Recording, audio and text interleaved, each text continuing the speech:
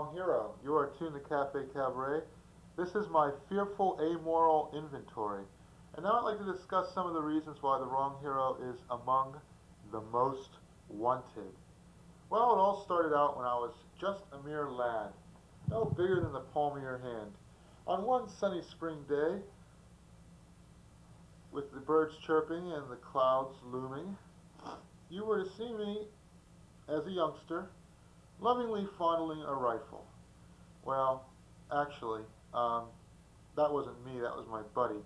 And of course, examining my Scapegoat of the Year award, which I refused to accept, and now they're persecuting me. And, looking out the window, seeing if there's anybody there I can shoot at. And anyway, I'd like to talk a little bit about the reasons why the wrong hero came to be. And in order to do that, I'm going to need lots and lots of coffee, so bear with me. In the meantime, amuse yourselves how best you can. Now, I know that you're probably wondering, why is he shouting this from the other room when he could just as easily be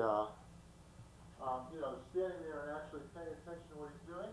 Well, that's one of the reasons the wrong hero is such a problematic individual. For the very reason that he has some sort of attention deficit disorder. As a matter of fact, the wrong hero has virtually every single psychiatric disorder you could name in the span of a 1/2 hour presentation, which is why, of course, he is the wrong hero. However, I have been getting better. In times past, I would have blown my nose onto the floor rather than use a beautiful napkin with a cow logo. In any event, the wrong hero has attention deficit disorder, or do I? What was I saying? Anyway, he has delusions of grandeur, and I will destroy the universe if anybody attempts to actually disseminate these filthy propagandistic lies. He has narcissistic personality disorder, which means basically that he believes that he is the greatest individual in the world, and as a matter of fact, he is. That is to say, who says he isn't? Give me their names and addresses, and I will persecute them. Well, some have compared the wrong hero to a polar bear snuggling his young. However, that is an inappropriate comparison because the wrong hero is a type of polar bear who rather eats his young. Some have said that the wrong hero is like a coyote who is vicious and snappish and only rarely engages in play behavior. And again, that's somewhat inaccurate because the wrong hero never really engages in play behavior. Some have likened the wrong hero to a frog or a canary, which gives you a distant early warning of environmental problems, which may prove to be of great consequence in the years to come. However, the wrong hero could care less about the earth, its squabbling mites on a plum, and the environmental problems that they are encountering on this planet. Some have compared the wrong hero to a school of fish, and each little fish represents some distinct and discrete, that is D-I-S-C-R-E-T-E and not D-I-S-C-R-E-E-T, because the wrong hero is never discrete in the second sense. He is always discrete in his personality formation in the first sense, which is to say that because his personality was never allowed to fully take shape, he basically has not any one personality, but one of several personalities which will come out in under varying circumstances. Some have compared the wrong hero to a stand of ponderosa pine majestically overlooking a gargantuan vista. Now what's going on here? Hey, there's no picture here. Hey, there's got to be a picture somewhere, right? I wonder what would happen if I put this on video dub. I mean, would it come out? Is it too late to put it on video dub? Is that why? Oh no, I'm pressing the wrong thing. They had to pause it first and then put it on video dub? Well, you see, I have problems with this camera, which is why I'm using other people's footage. What happens now? Actually, as you can see, the situation has hardly improved because, as you see, this camera has seen better days, and as a matter of fact, it's very difficult to get any sort of picture out of it at all unless you shine an incredibly bright light source directly into it, one which I don't have. I'm afraid I gave all of my halogen lamps to the police after that big scandal concerning how they overheat and whatnot. As you can see, we're probably not going to have any sort of pictorial component to this for the next 25 minutes, and that means you will have to use your imaginations, howsoever pitiful and degraded they might be. Anyway, some have compared the Wrong Hero to a magnificent strand of ponderosa pine overlooking some gorgeous vista. Um, with indescribably beautiful wild flowers in the foreground and a incredibly magnificent snow-covered mountain cascade in the background, with the sun peering out through a little sliver in the cloud banks, or perhaps being reflected off of a magnificent whitewater cascading river. However, The Wrong Hero is nothing at all like this scene that I've just described to you, nor is The Wrong Hero necessarily really much like a leopard or ocelot relentlessly prowling its territory and perhaps noting its reflection in a glassine stream, which, because the Wrong Hero doesn't really notice anything, and but like the leopard, he seldom changes his spots. Now, some have said that the Wrong Hero is like a magnificent sea turtle, which is sort of semi-translucent in the light which is reflected upon it from the bottom of whatever stream or den or warren or what have you it makes its habitat. Well, the Wrong Hero is slow and stupid, like that very same turtle. However, there the parallel ends, because the Wrong Hero, although he will in fact gladly bite your arm off at the elbow if you get in his way, is in no other respect really like a turtle. Nor is the Wrong Hero like a stupid-looking, slow, friendly, but rather idiotic manatee. For a number of obvious reasons, because the Wrong Hero has not one kind bone in his body. Actually, he did have one kind bone in his body, but he broke it, just so, because you wouldn't want to, have an inconsistency there. Now, Emerson has said that a foolish consistency is the hobgoblin of small minds. But he's an idiot. Who cares about him?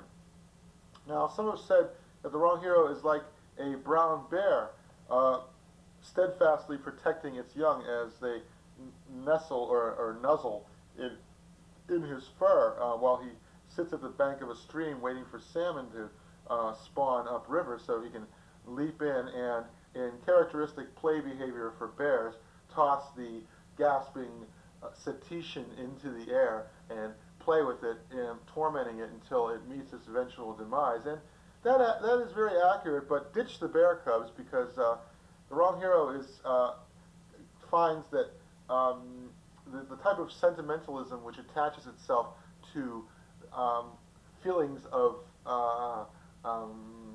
sentimentality pertaining to the cuteness of infants is inimical to his background or personality. Now, some have compared the Wrong Hero to a woodpecker who relentlessly taps, attempting to find the grubs and worms in the woodwork of society. And then, again, that's somewhat of an accurate portrayal of the Wrong Hero and the function which he presumably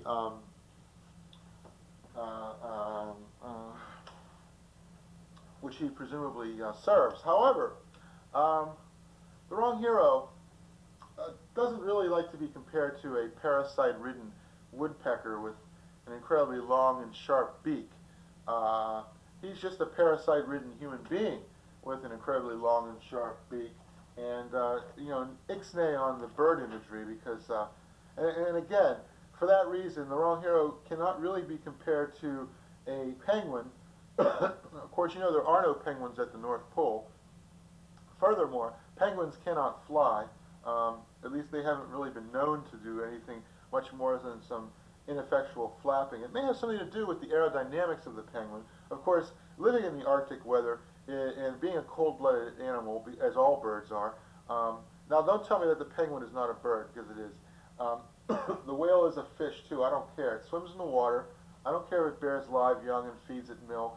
I don't care if it's warm-blooded. It's a damn fish, okay? A shark is a mammal. A whale is a fish. And a penguin is a bird, and I don't care what you say. They're not like little men struggling, walking along and sort of struggling along as they walk. They're just stupid birds. You can tell from their eyes they have no souls. It's okay to kill them en masse if you wish, although what one would do with them is, moot. Make tuxedos out of them, maybe? Actually, you know, it can waddle speedily through the snow, and it can toboggan on its belly and do a little belly smacker there and slide along the ice, and of course that's very cute. But, you know, the penguin really spreads its wings underwater, and see, he's a sort of a subterranean beast, as is the wrong hero. And to that degree, the parallel is accurate. Now, as for the harp seal and the wrong hero is not really much like a harp seal either, because a harp seal looks best adapted to serve as the base of a delicious ice cream treat, more than to serve as the basis of a wrong hero comparison. And so this is my fearful amoral inventory, and nor is the wrong hero like a cute little fox munching on a blade of grass because the idiotic animal has not adapted itself to being domesticated and being fed various vitamin supplements by its beneficent human owners so that it wouldn't need to eat grass and then vomit. No, the wrong hero is not whatsoever like a cute little fox or whatnot. As a matter of fact, you might recognize that in the last 10 minutes I have been using a figure of speech which was popularized by William Shakespeare. My mistress is nothing like the sun, etc., etc., establishing a sort of motif of comparison by non-comparison, or by defining oneself in terms of one's opposites. Now, let me tell you something about my fearful amoral inventory. I'm kind of afraid to get into it, and it really doesn't matter because you know, I don't really have any regard for anybody or anything on this planet, so why should I bother to reveal myself? And for that matter, inventory is somewhat erroneous a phrase, because an inventory implies an orderly list of items, which I am not at this time, jacked up as I am on caffeine, prepared to give any sort of a orderly list of my attributes, good or bad. But let me say that I've been clean for many years now. Yes, I have used soap and water, but you know that that's not what I really mean. What I really mean is that I have not used alcoholic beverages or any sort of illicit pharmaceuticals for the past, several years in the case of one, and going on several years in the case of the other. And so every time you see me performing stand-up comedy, and by the way, I will be performing stand-up comedy at a private party in Union Square on February 22nd, but you're not really invited. But if you decide you want to go, it's at Alston Street somewhere. Let me see if I can find the address for you. Not that you really care. Oh yeah, it's at 13 Alston Street, 3rd floor, Union Square in Somerville. Now, don't let Alston Street throw you, right? It's not in Alston, it's in Union Square in Somerville. It's a private party. My buddies from Rootlock will be there as well. If you bring something, I suppose they'll let you in the door. Just tell them you know me. Of course, you'll say you know the wrong hero, and they say, oh yeah, who's that? And then you'll be left with the egg on your face. But if you bring a big enough bottle of booze, you know, I suppose wine is always good. I mean, the girls like it, you know. But the thing with wine is, now I'm talking as an ex-alcoholic here. You know, you might be tempted to get the cheapest possible jug poison you possibly can. You know, they're like the Cribari with the old Italian dude on the front. Although I think they got rid of him, and now the Cribari just has the classy Cribari logo in words, San, the gnarly Italian dude on the bottle. Boy, I used to work at Autre shows. We'd go down, we'd go through that stuff like water, basically because they wouldn't let us have the imported beer after we knocked back about $1,000 worth of it one weekend in the absence of the owners. Big scandal. I don't know if Willie Alexander was working at Autre shows back then, but those were some of the happiest goddamn days of my life, let me tell you. See, I was the night dishwasher. One day I just quit without giving notice, and you should have seen their faces when I came in for my last paycheck. Boy, they were not too pleased with me. It's really too bad, too. I really should have given them some notice, because they were great guys. I mean, they used to give me pot, and, you know, they'd say, go into that room there and roll yourself a joint. And, you know, of course I was tempted to steal from the bag and roll myself, you know, a joint and take some pot along with me, but of course I didn't. That's not the sort of thing you do. Drug ethics are very specific on this point. If somebody lets you dip into their bag, you know, you don't grab a whole bunch of it and take it for later. You just take what they give you and give them back the bag, because then you get more, you know, the next week, if it so suits you. And anyway, I kind of got sidetracked there. Where was I? Oh yeah, wine. You can bring wine to parties, right? And speaking as a former drinker, and not someone who has never tasted the fruit of the grape, let me assure you that if you bring, like, you know, the top out of sight, I mean, for me, $40 for a bottle of wine, it's kind of expensive, right?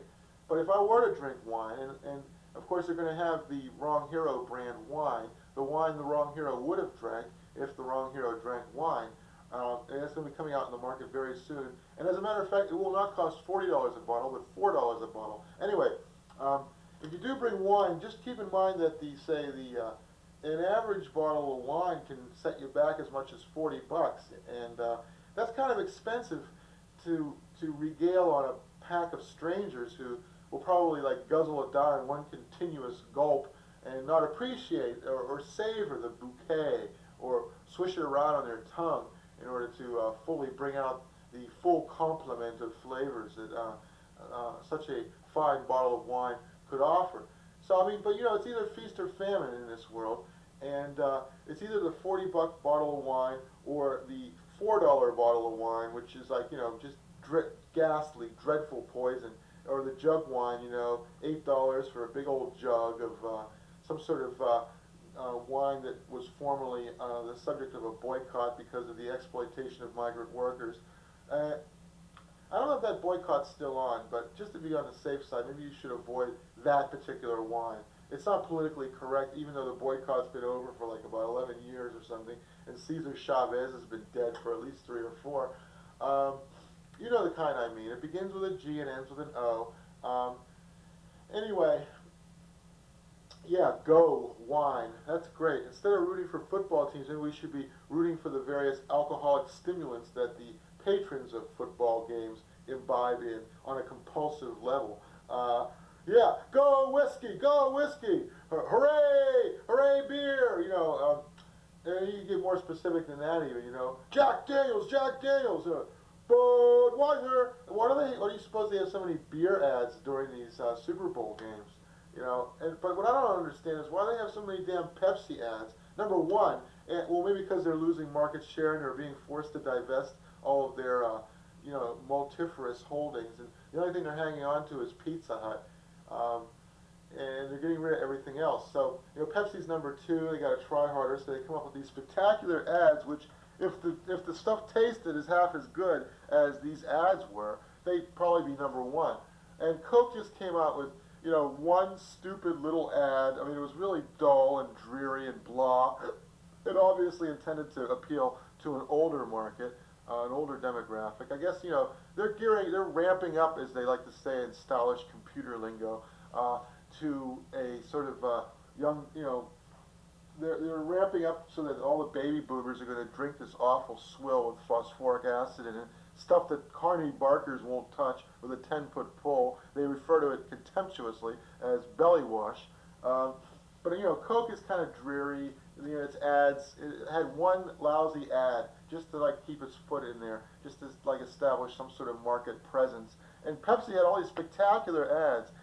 Really well done. Well, as you'd expect, because they're like paying up the nose. The fact that Pepsi and Coke cost so much have a lot to do with the fact that they have to compulsively advertise them again. It's like the Cold War all over again. America versus Russia. Now that's been replaced by Pepsi versus Coke, and they're going to like ruin our economy. And so I suggest you buy the cheapo generic brand if you must imbibe in soda pops, or drink flavored seltzers, which is sort of like the yuppie equivalent of booze. Once you hit 40 or so, the flavored seltzers have just as much of a kick as alcohol, and none of the hangovers. At the end. And you could like sort of wean yourself off of alcohol that way, as I've seen my friends do back when they were still at the point where they felt it might be a good idea to wean themselves off of alcohol. And anyway, isn't this fascinating? So anyway, when you go to this party that I was talking about, you can bring the expensive wine, or you could see it wasted, or you could be selfish and hoard it and drink it only yourself, and everybody will look at you funny. Or you could bring the cheap wine, and people will certainly drink it when there's nothing else left. But they'll I'm sure that the real alcoholics will be thankful to you, but everybody else will be like, what's this jug wine business here? What are we, Italian peasants off in the Mezzogiorno here? My ancestors fled the old country to escape cheap wine, specifically for that reason, not because there was a big war going on, or not because Mussolini and his fascist legions were marching on Rome. No, that's not why they fled. They fled specifically to escape cheap wine. And what should they find when they go to this party at 13 Alston Street in Somerville on February 22nd, beginning approximately 7 p.m.? But this horrendous cheap wine. So don't bring cheap wine at all, okay? Beer is a very safe bet. But again, beer goes really quick, if you really want to be classy, roll a half keg in there or something. But make sure you have the tap for it and stuff, because, as you know, it's worse than useless. You have to be, the alcoholics will be attacking it with a can opener at the end of the night, trying to get it open. No, but I guess you could bring a case of beer. That's always a safe bet. But make sure it's not this really cheap off-brand, like the stuff that's brewed from the bottom of the dregs of the beer, like Red, White, and Blue, or Old Milwaukee, or I don't even know what the cheap generic beers are these days. See, that's how far out of it I am. Let's see, Schaefer. That's kind of a off-brand. I'm sure they all dig it in the Midwest, but you're in the swinging, sophisticated cosmopolitan East. Now again, the beer strategy seems to be similar to the wine strategy. You could get one of these boutique beers. I've never known anybody to bring Anchor Steam Ale to a party, except in San Francisco, of course. But that would be a really classy thing to do, and I might be tempted to go off the wagon for one spine-tingling, tantalizing slurp of delicious Anchor Steam Ale. Okay, I suppose you could always just stick with the local poison, which I guess in this case would be Samuel Adams or something. And they're like relentlessly pumping themselves up as being the classy alternative to mass-produced beers. And come on, beer is beer. There's like excellent beer, there's really shitty beer, and there's everything in between. And you don't want to waste the excellent beer on your party guests, or this party you're crashing. You don't want to bring lousy beer, and you don't want to be really, really unclassy and bring 4 beers out of a 6-pack, even if they are 16 ounces, which of course 4 16 ounces are equivalent to 6 12 ounces, more or less. Let's see, 10, 20, 30, 40, 6, 12, 18, 24, 64 ounces as opposed to 72 ounces. Okay, you could do that, but that's kind of cheap.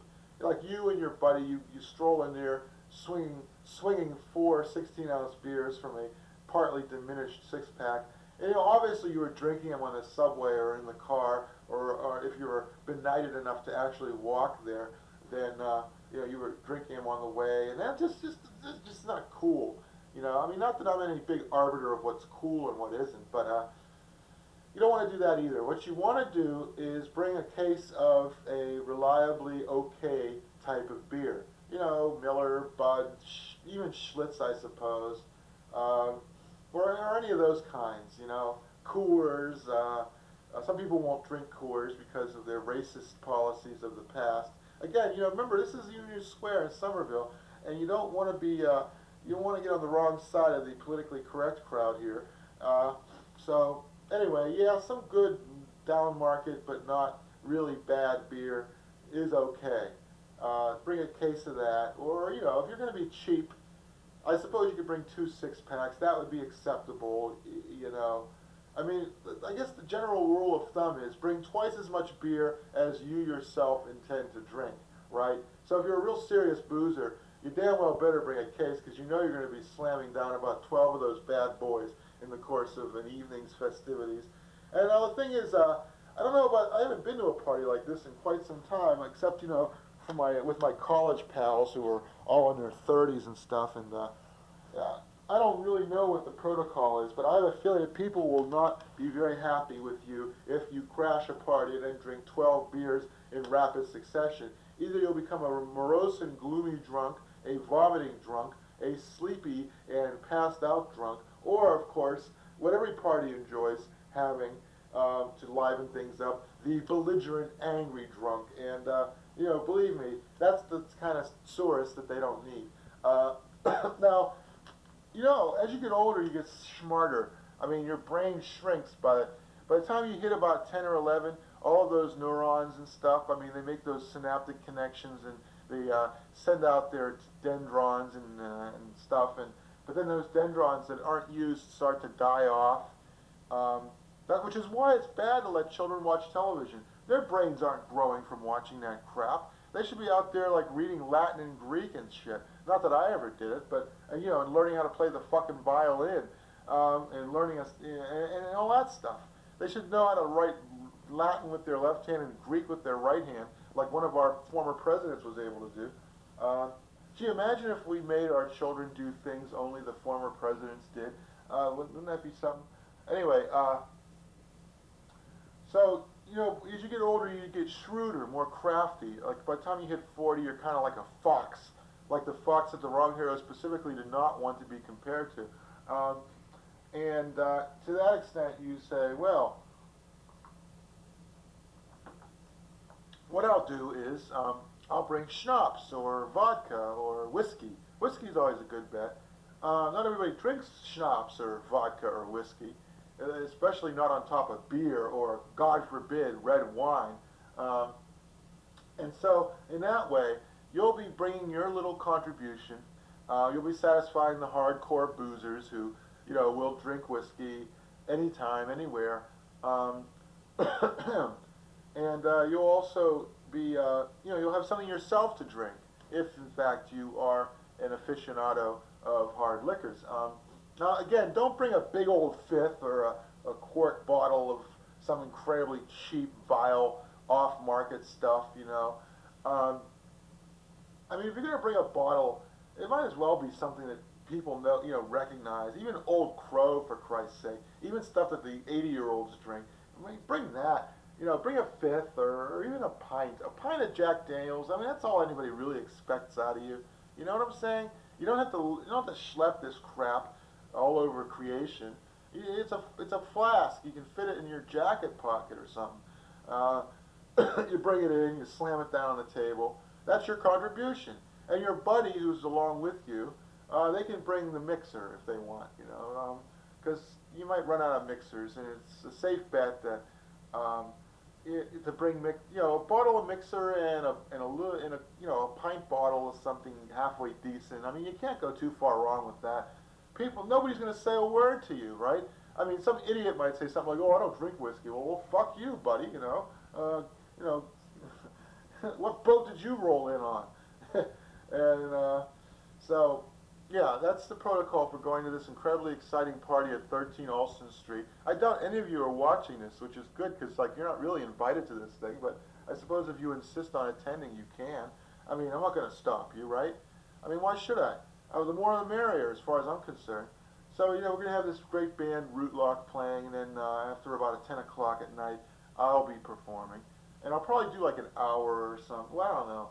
Initially, I was thinking, well, 20 minutes, but then why am I going all the way up there in Cambridge, Somerville? And I mean, what's the purpose of being spending all that time there when I'd rather be doing other things if I'm not going to, just like go all out like I've just been doing. Now, I should say a word about the length of these particular programs. Generally, Cafe Cabaret is a 2-hour show, and as of late, as of the last several weeks, I've been steadily diminishing from 1 hour to 45 minutes, and now we're down to half an hour. Now, I assure you that this state of affairs will not continue, and beginning probably in March, we will be back up to at least an hour and probably 2 hours. It's just that I've been having problems with this camera, and so I've been forced to basically overdub over other footage instead of, doing the regular shoots. Now, this is Cafe Cabaret number 299. Next week we'll be having number 300, and we'll have something very special for you. It will only be a half-hour show, but it will be a half-hour well worth attending to. I call it the Comic Necromicon. It's based on H.P. Lovecraft's mythology of this incredible book that has all these magical spells in it called the Necromicon. But it's the Comic Necromicon, which means that all of your favorite or least favorite cartoon characters will be getting the shaft. Now, if this camera were working properly, I could actually show you the actual pictures, but I'm going to have to describe them to you instead. So anyway, that has been The Wrong Hero. You have been tuned to Cafe Cabaret. We thank you very much, and we appreciate your patronage, but we don't appreciate being patronized by you. And this has been The Wrong Hero's Fearful Amoral Inventory, which I never actually really got into. Find drugs, quit drugs, and whatnot. The 12-step program to get better.